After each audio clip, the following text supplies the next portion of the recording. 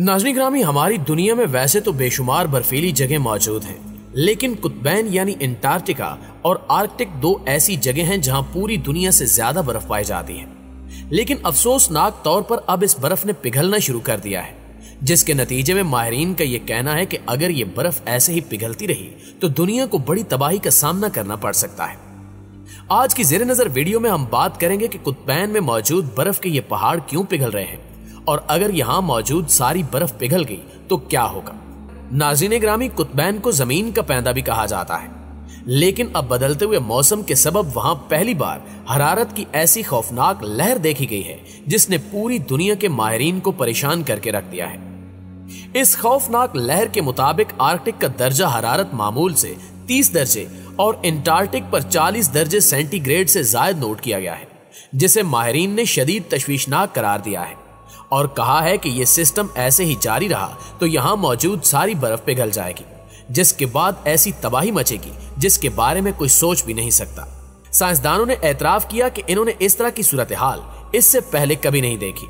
जबकि विस्कॉन्सिन के मौसमियाती माहिर मैथ्यू लजारा के मुताबिक ये अच्छी अलामत नहीं है। लिहाजा वो कहते हैं कि इस वक्त अंटार्कटिका का दर्जा हरारत -43 डिग्री सेंटीग्रेड होना चाहिए था, जो -10 दर्जे सेंटीग्रेड नोट किया गया है।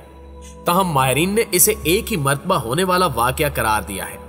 और इन्हें शक है कि यह क्लाइमेट चेंज नहीं, लेकिन अगर बार बार ऐसा होता है तो यह बहुत हौलनाक बात होगी। प्यारे साथियों, यहाँ सवाल ये पैदा होता है कि अगर ये सारी बर्फ पिघलती है तो हमें कौन कौन सी तबाही का सामना करना पड़ सकता है। तो इसका जवाब देते हुए आपको बताते चले कि अगर खुदा न खास्ता कुतबैन पर मौजूद सारी बर्फ पिघल गई तो दुनिया भर में समंदरों की सतह आज के मुकाबले में 216 फुट तक बुलंद हो जाएगी और सारे के सारे साहिली शहर और बेशतर समंदरी जजीरे भी घर के आब हो जाएंगे।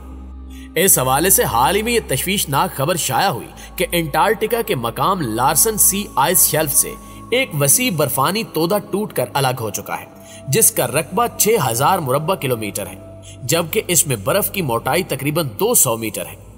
जिसका मतलब यह हुआ कि मज़कूरा बर्फानी तोदे में पानी की मिकदार हजारों खरब टन है, जबकि अपने रकबे में वो कराची से भी तकरीबन 2 गुना बड़ा है।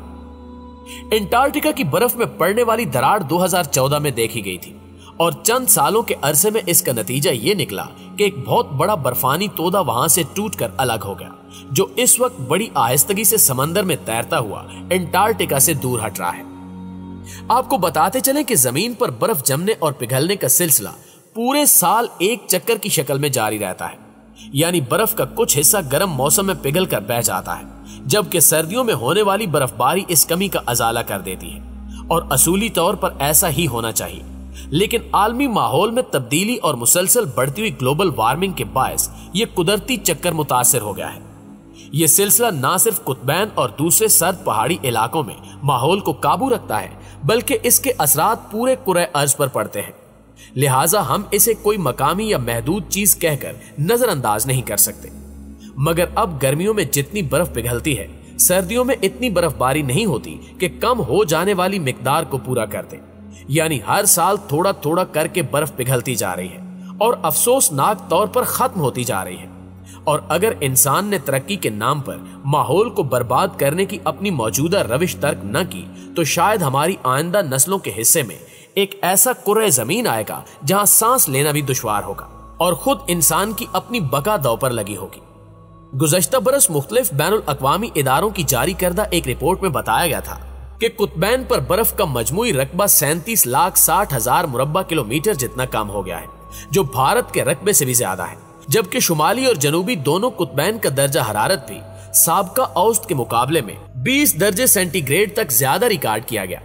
नाज़रीन ग्रामी, कुतबैन की बर्फ पिघलने का अमल कोई रातों रात या 1-2 साल में नहीं होगा, क्योंकि जमीन बहुत बड़ी है और सारी खराबी के बावजूद भी बर्फ की मिकदार बहुत ज्यादा है, जिसे पिघलकर मुकम्मल तौर पर खत्म होने में खासा वक्त लग जाएगा। जबकि कुतबैन के अलावा पहाड़ी मुकामात पर बड़े बड़े बर्फानी तोदों यानी ग्लेशियर्स की शक्ल में भी बर्फ जमी हुई है, जैसा कि मशहूर जमाना सियाचिन ग्लेशियर। गर्मियों के मौसम में इन ग्लेशियर्स का कुछ हिस्सा पिघलता है और पानी की शक्ल में दरियाओं का हिस्सा बन जाता है, जिससे ज़रई जमीनें सैराब होती हैं और इंसानों को अपनी बूदो बाश के लिए पानी मुयस्सर आता है। यानी मौसमी बारिशों के अलावा ग्लेशियर्स का पिघलना भी खसूसी अहमियत रखता है। अगर माहौल मुतवाजन हो तो गर्मियों के बाद ग्लेशियर्स के इलाकों में शुरू होने वाली बर्फबारी सिर्फ चंद माह में इन ग्लेशियर्स को पहले जैसा कर देती है।